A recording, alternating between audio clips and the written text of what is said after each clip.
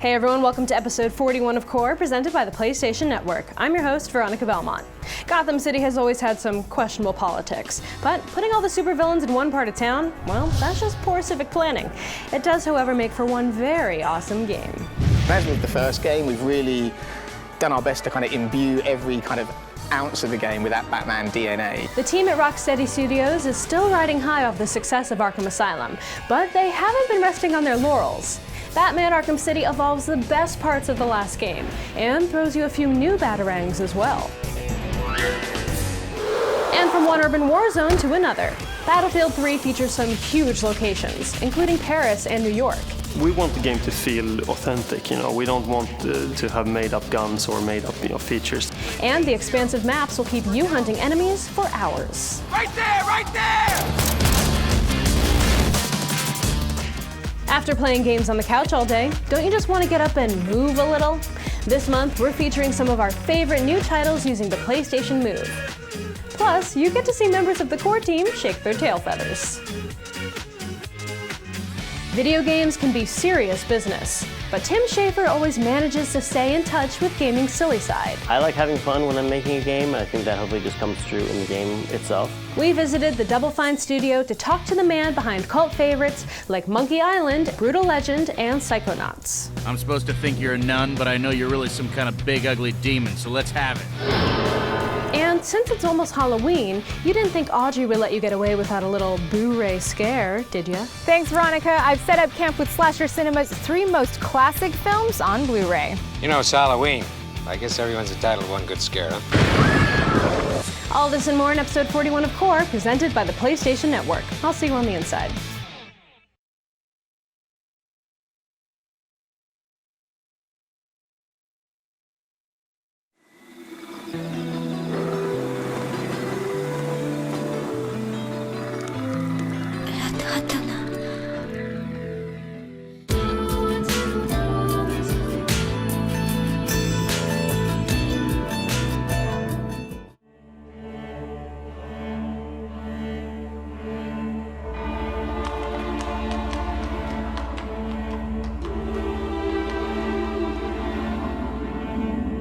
Hola, you do new.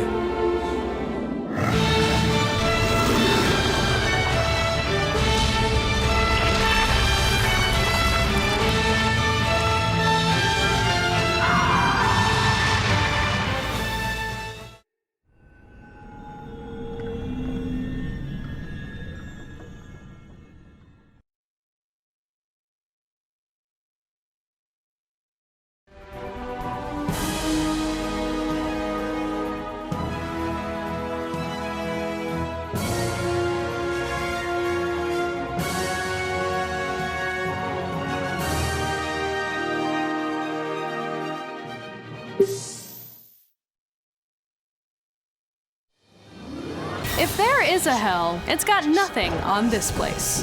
They turn part of the city into a prison for the criminally insane. One man sees it for what it truly is, a twisted playground where evil villains run free. The hero this place needs is a martial arts master with the most advanced arsenal of weaponry and gadgets money can buy. This is not a time for negotiation.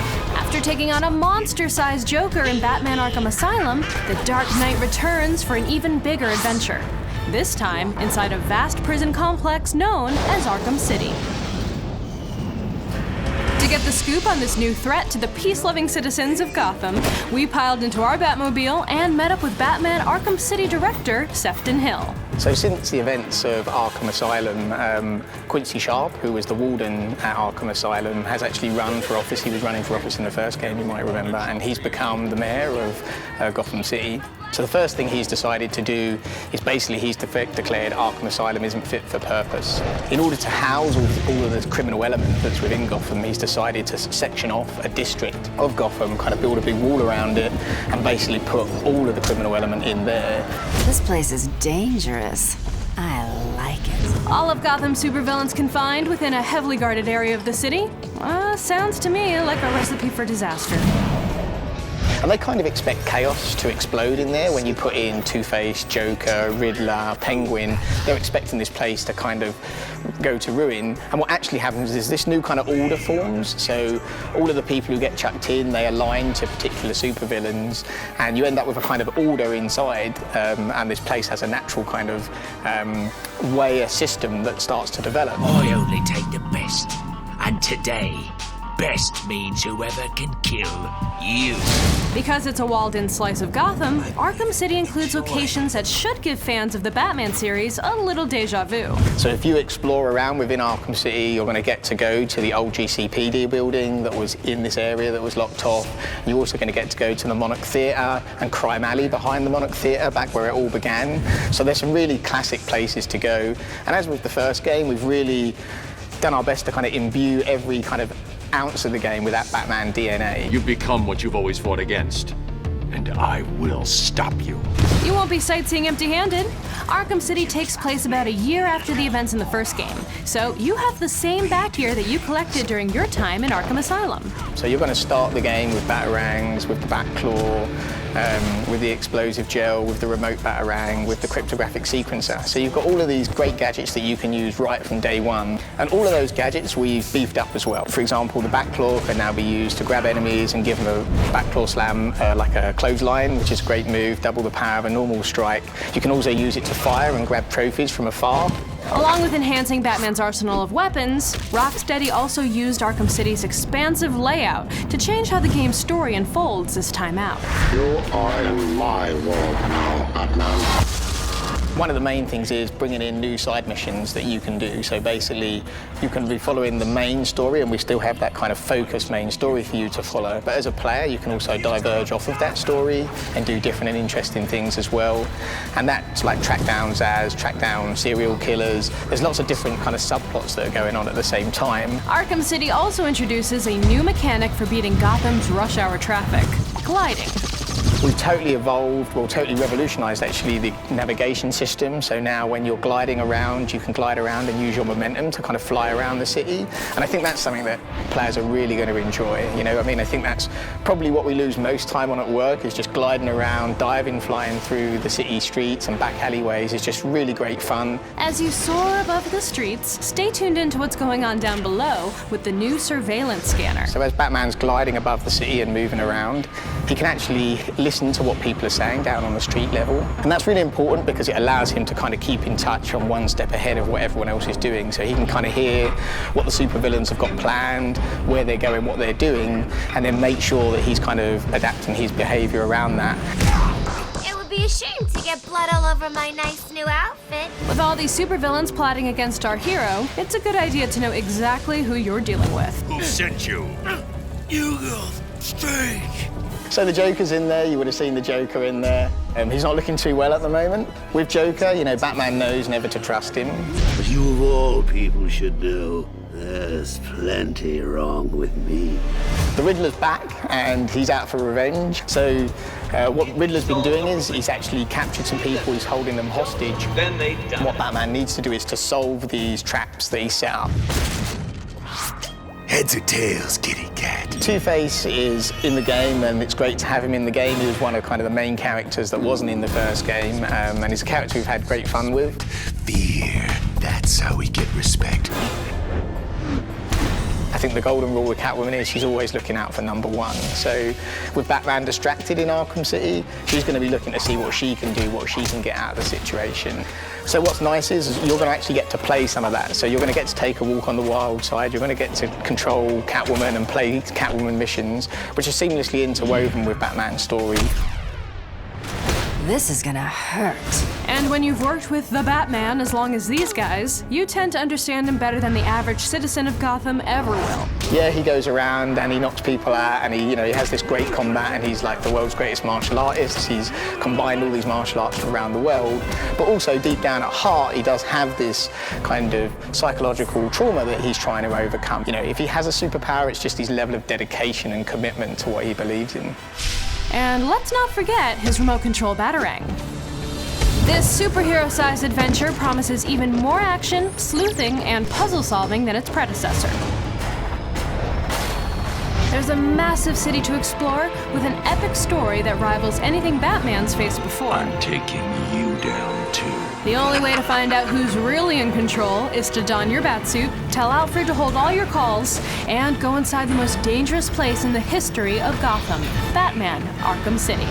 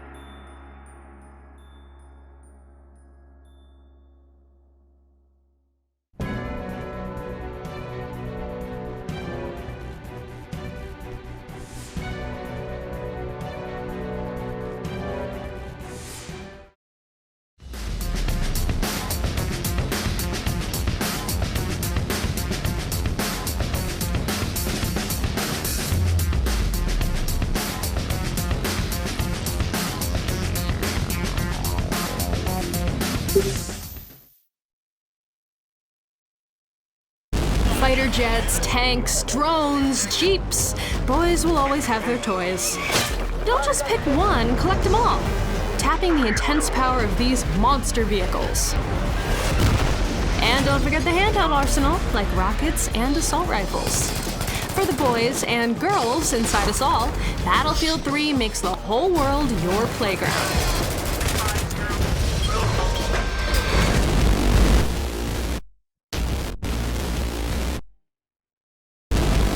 Patrick Bach, executive producer with EA Dice, took us through basic training on this single and multiplayer shooter. Right there! Right there!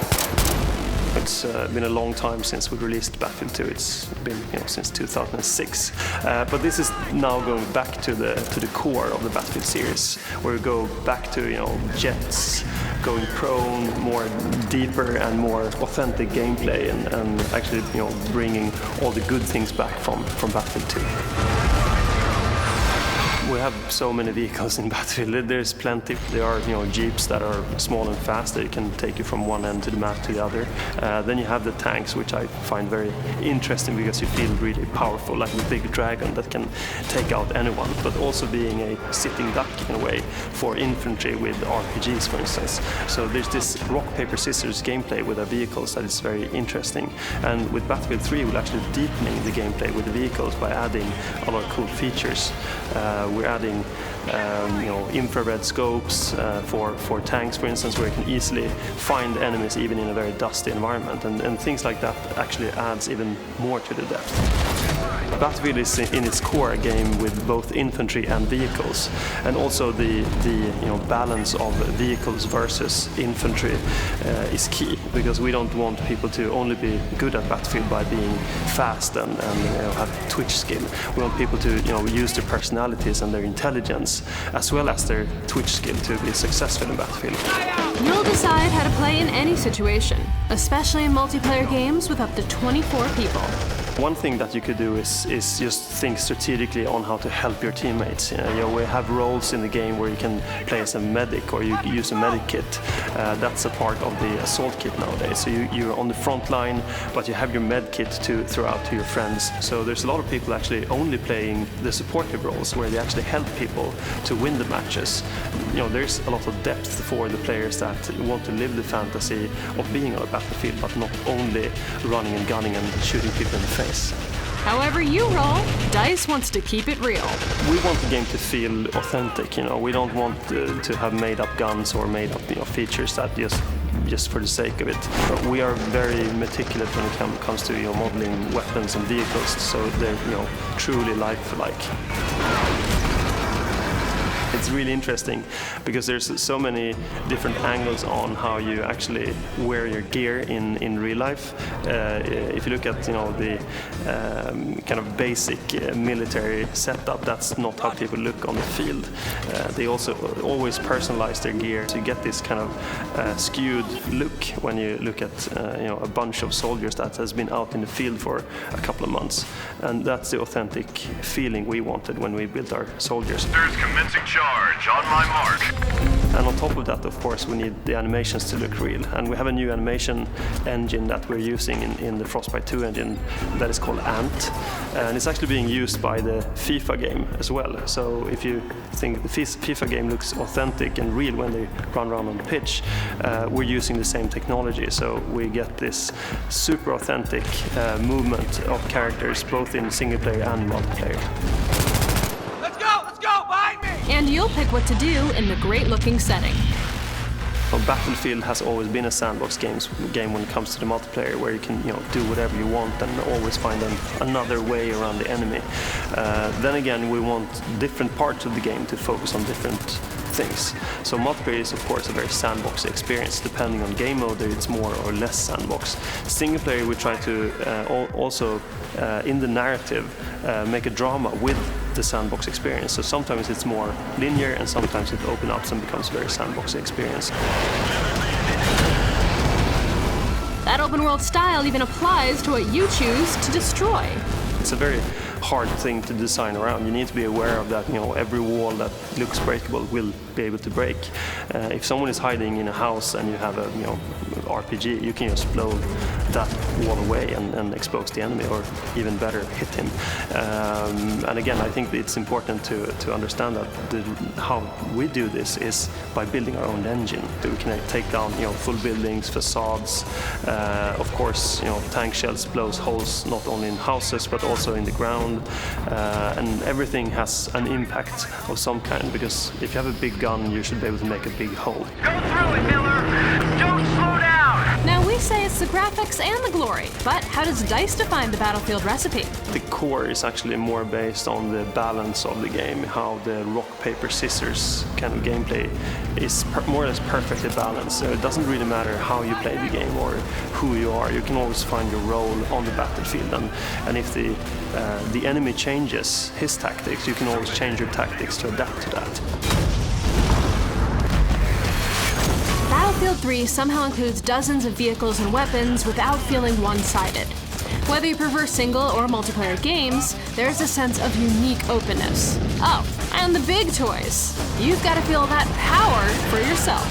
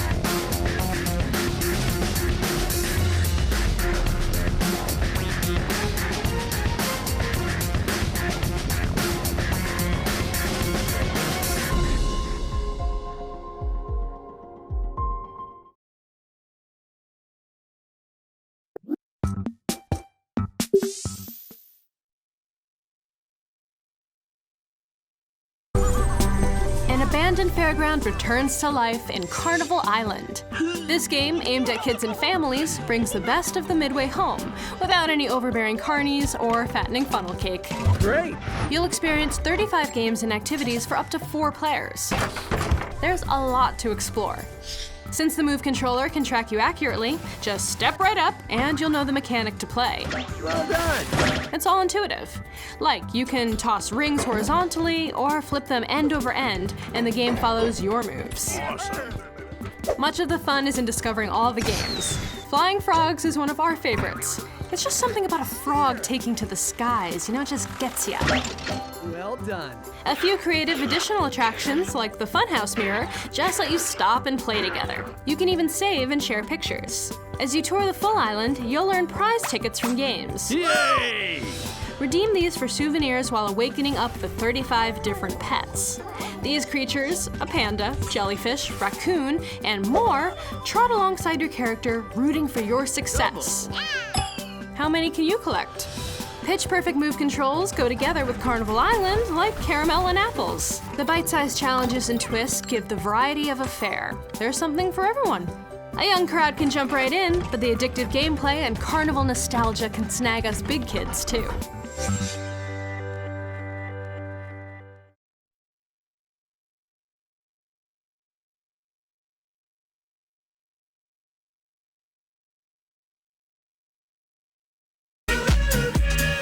You gotta get up if you want to boogie down. Everybody Dance turns any gathering into a party.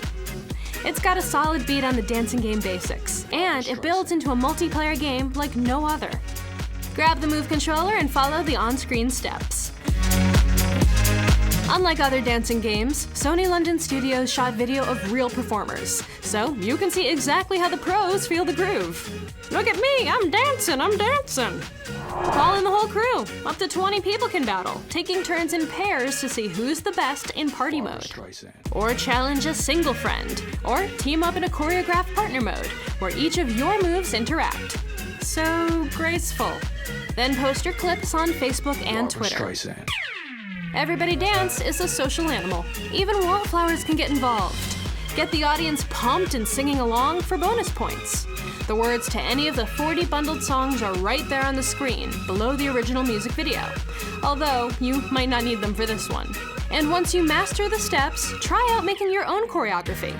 You can create a routine in any song and challenge friends to match your moves. Everybody Dance puts a new spin on dancing games. So dry clean your old parachute pants and get pumped. It's time to hit the floor.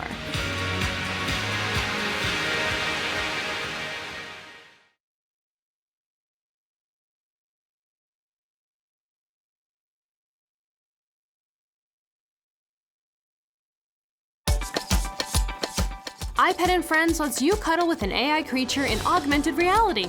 It puts you into the game and layers the pets on a video feed from the PlayStation Eye. You'll train the adorable iPets, care for them, play games, and much more. While it's aimed at a younger crowd, iPet could be a good choice for families or siblings to play together. For the first time, 2 people can play with 2 pets simultaneously. Many activities will bond you or your kids with the pets. You can teach them tricks, give them a bath, feed them, and just play with a handful of toys. Who's your good pet? You are! You'll direct your pet through the games, playing basketball, driving a boat, diving in a submarine, and more. You can challenge a friend in many of these games too, or maybe you just want to play without goals. Several open-ended modes let you stack up blocks the pets can play on top of, or just let them run and play without any obstacles. Throughout all of the play modes, you can take pictures of your pets and share progress with friends online. iPet and Friends pairs creative kids and families with playful creatures. It's cool to see it come together in augmented reality. We just can't stay away from those cute little faces.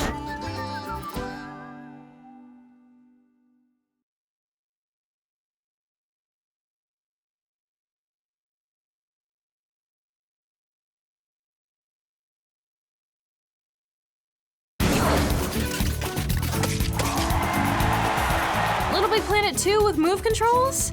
Yes please. But what took so long for this move-enabled download pack? Media Molecule wanted to do it right, naturally. With your Move controller in hand, you can now play through the entire game's original campaign, or tackle more than a dozen new levels and mini-games in the new story mode. It's the biggest Little Big Planet download pack ever. A bunch of new controls and tools for creating levels put the Move in focus. For example, the new story introduces the Brain Crane power-up. This lets Sackboy use his mind, while you drive the Move pointer, to levitate objects and control the world. That's how Uri Geller did it. So much of Little Big Planet is in its customization. Like before, you can make your own levels or download content from the game's huge community. But with Move controls, the endless possibilities get even, endlesser. That was breathtaking. Point and swipe with the new paint tool to create and apply new stickers, adjust gradients, choose colors, and more. It's like a little mini Photoshop in there. The motion recorder controls background characters like puppets. Manipulate them however you like, and the game can play back animations when you want, later. The Move just works better when building and playing certain puzzles, like the cursor control opens new options. Point, twist, whatever. It's more natural than thumbsticks in most situations. There are so many possibilities. You could even create games with a swinging mechanic, like golf. Try the Movinator to get deep into the controls, even tapping into the one-to-one move support to translate your actions into immediate on-screen results. The Little Big Planet 2 Move download pack adds so much content, and it just feels right. It's a natural extension to your Sackboy's big adventure.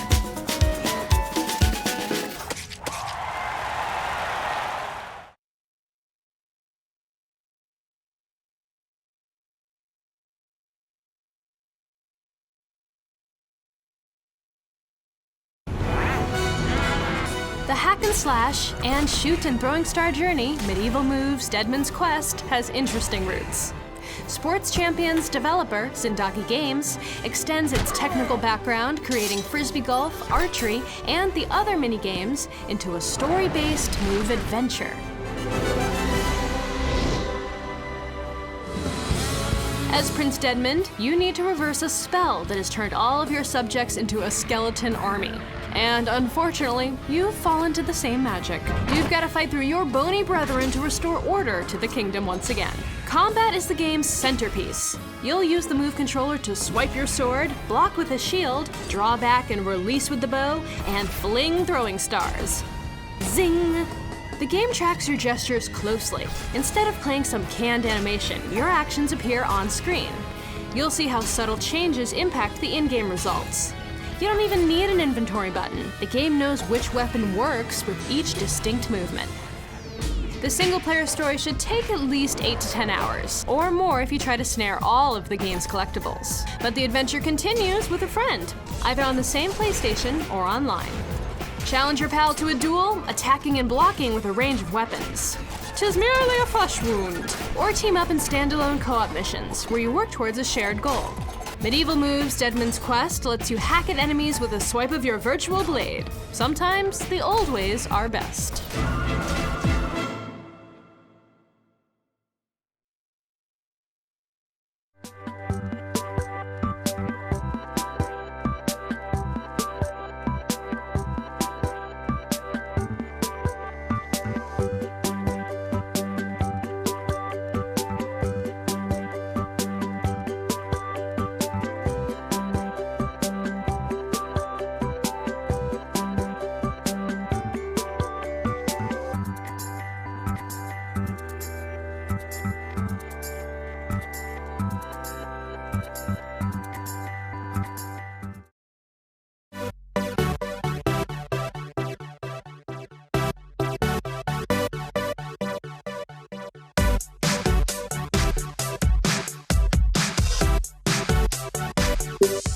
Drunken pirates, dancing skeletons, babushka dolls, and Ozzy Osbourne? Well, it's about time. Well, what do these things have in common, you ask? I think I know. The answer is one fine, no, double fine piece of work named Tim Schafer. From the grog-drenched shores of Monkey Island to the enigmatic depths of the human mind, Tim's games probe some of the most offbeat corners of the gaming cosmos. We caught up with a LucasArts alum at his studio in San Francisco to hear the stories that shaped a humble programmer into a game development legend. Give us a Tim Schafer origin story. How did you get your start in the gaming world? Well, I always played video games all my life growing up, and that got me into programming because I wanted to make my own games. And then I just happened to see this job at LucasArts, which was amazing. So I applied and I got the job. That was in 1989, back when LucasArts dominated the adventure game genre with some of the most innovative games ever to hit the home computer.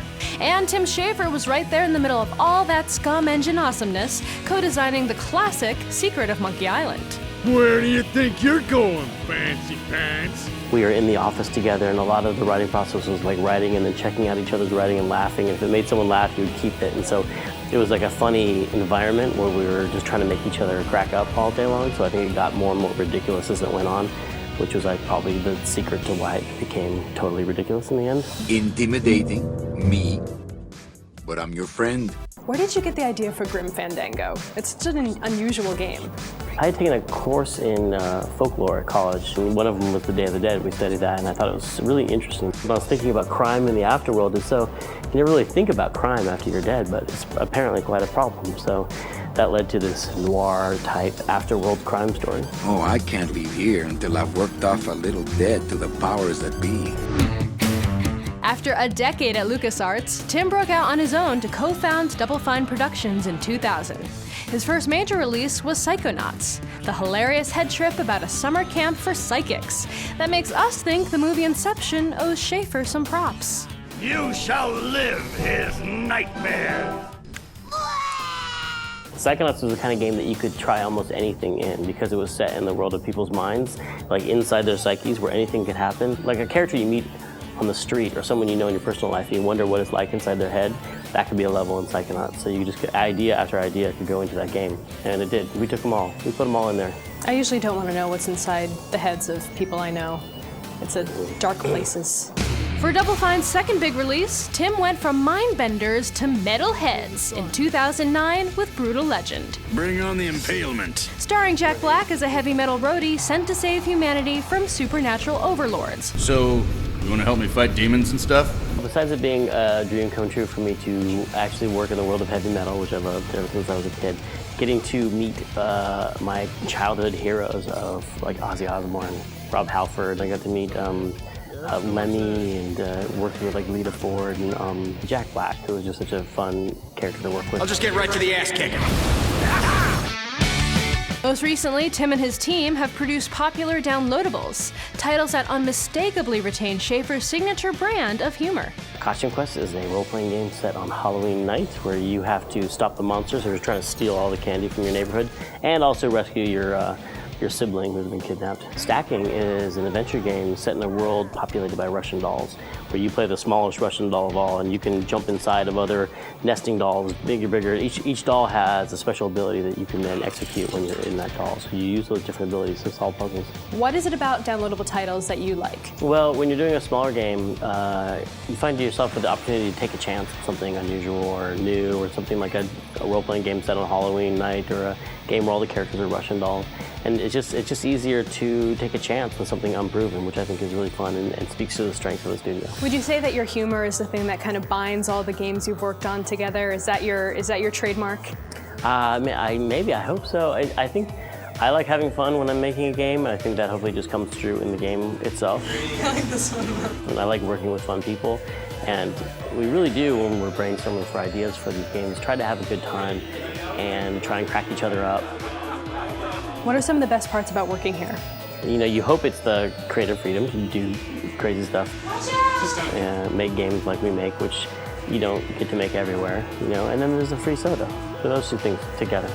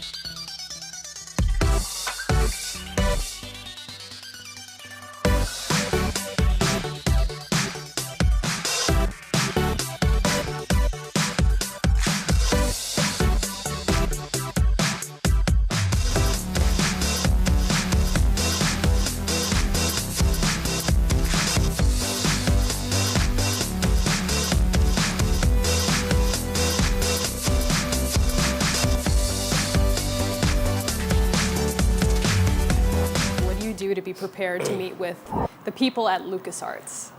I had kind of blown the phone interview because I had told them I played one of their games, but I used the name Ball Blaster, which is what it was called when it was pirated. So I kind of confessed that I pirated their games on accident. Oops. So I thought I had kind of blown it, so I kind of didn't have anything to lose. So I made a cover letter, which was supposed to describe my ideal job. That's all it said. So I made a text adventure out of it, and I drew these drawings, really, really bad art. I mean, great art, and then a text adventure of me trying to find my ideal job. So go into Career Center, open, and I just told the story of me getting this job, and it was 3 pages long. And I think that's what got their attention and got me in there to get a job. I don't know how I got that job. I don't know. It was very lucky. That's my advice to everyone. Get really lucky.